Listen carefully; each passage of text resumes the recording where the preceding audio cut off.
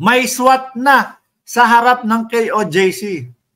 O ano naman, kung may SWAT, alagad ng batas yan. Di ba? Ano naman kung may SWAT?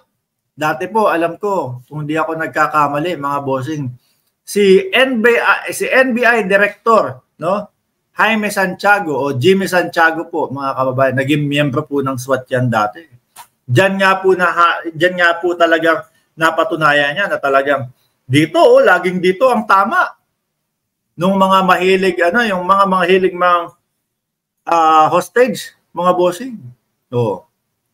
Ngayon, pinagmumukhang masama, no? Nung mga OTAP vloggers na bakit daw may SWAT sa labas nila. Baka naman may wanted kasi dyan sa loob. Di ba? May wanted na matagal nang hinahanap ng batas.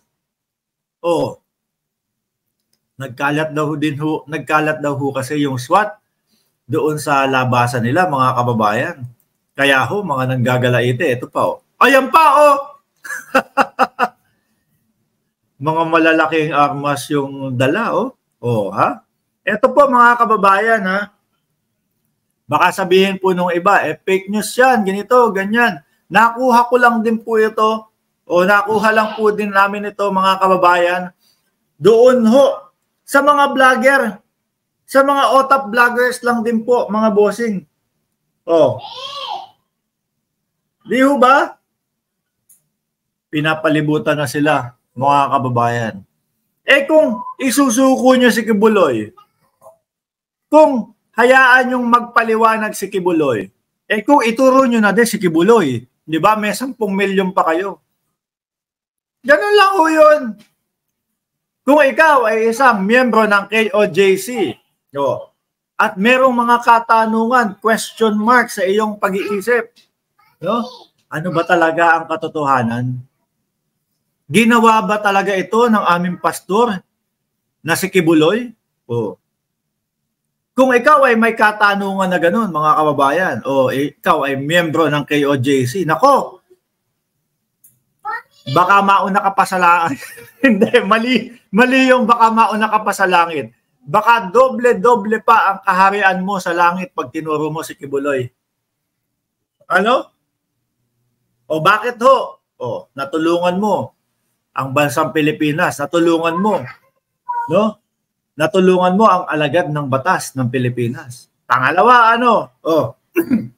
natulungan mo o maririnig mo yung sagot sa katanungan mo. At ang panghuli, mga kababayan, ang panghuli po, may 10 milyon ka. Ha? Kaya kung ikaw ay miyembro ng KOJC, napakadali, no? At may katanungan ka sa iyong isip, gusto kong masagot talaga kung ginawa ba talaga ito ng aking pastor. Yan dapat yung umiiral sa utak ninyo Hindi yung, wag natin ibigay si Kibuloy. Harangan natin yung mga kapulisan. Harangan natin itong mga SWAT na ito. Pagpapasok. Natulungan mo pa ang biktima, sabi ni Manong Jerry. Di ba, mga kababayan? May 10 milyon ka pa. Di ba? May 10 milyon ka pa.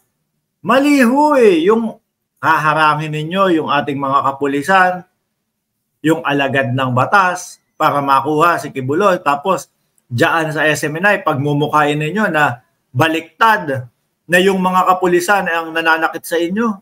Samantalang kayo yung may mga improvise na beng-beng diyan sa lugar ninyo, diyan sa KOJC habang kayo ay nagdadasal. Di ba? Sabi ni Ken Jader, hindi na kayo magtitinda ng OTAP. Correct! Di ba?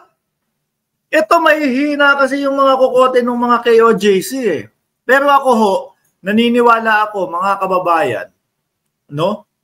Na may mangilan-ngilan dyan o madami po dyan na tumatakbo sa isip nila. Gusto ko talagang malaman kung ano yung katotohanan.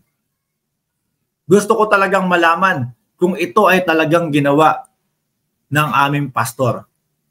Oh. Di ba? So, sa ganon, dahil sa ganon, maituro si pastor kung nasaan. Di at least, kapag ka nasa, pag nasa korte na, malalaman mo. Oh, lilitisin pong maigi yan eh. Hindi naman po basta pag linagay sa korte, dinala sa korte ay nako, sige, guilty na yan. Hindi po.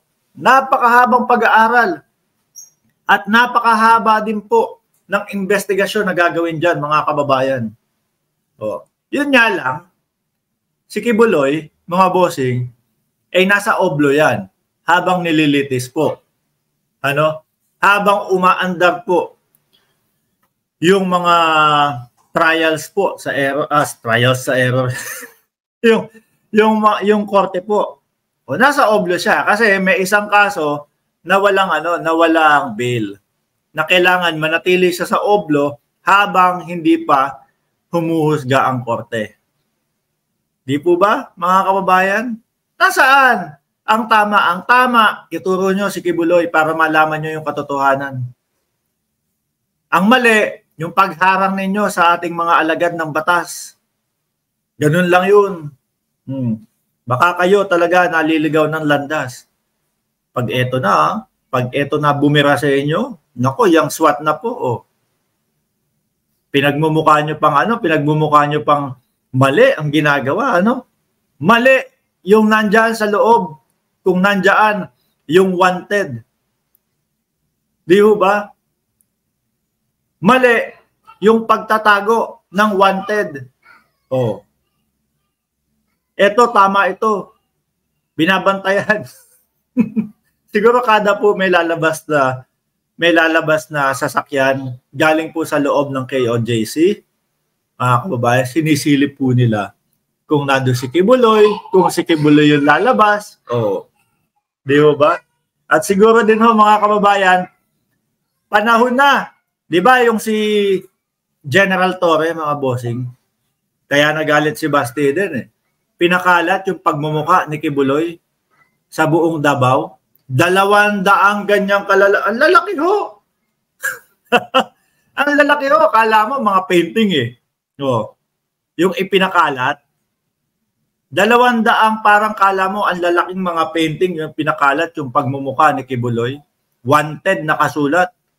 Tapos may 10 milyong patong sa ulo. Oh.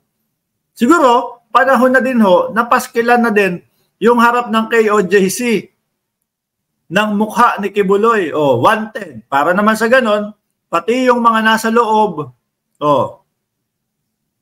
pati yung nasa loob ng KOJC, malaman nila na may 10 milyong patong ang ulo. Oh, baka magkaturuan na yan. Anyway ho, mga kababayan, iwanan muna natin yung topic na yan.